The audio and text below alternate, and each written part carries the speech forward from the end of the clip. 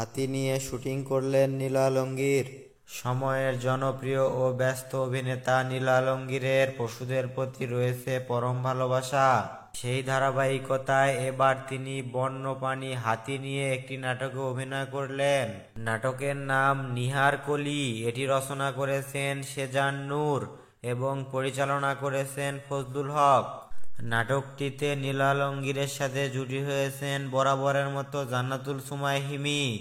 এরই মধ্যে নাটকটির শুটিং রাজধানীর পুরাইলে ও তার আশেপাশে এলাকায় দৃশ্য ধারণের কাজ শেষ হয়েছে।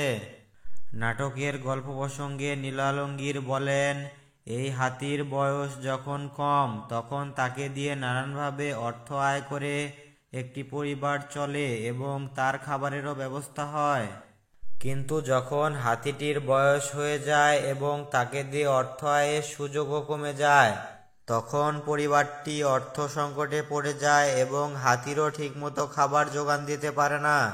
ফলে পরিবারটি নানান বিপর্যয়ের মুখোমুখি হয়। এমনই একটি গল্প দেখতে পারবেন এই নাটকে। নিহার কলি শিরোনামের নাটকটি আগামী ঈদে বাংলা ভিশনে প্রচার হবে। তো প্রিয় দর্শক বন্ধুরা, সবাই ভালো থাকবেন এবং পরবর্তী নাটকের আপডেট পেতে আমাদের চ্যানেলটি সাবস্ক্রাইব করুন। ধন্যবাদ।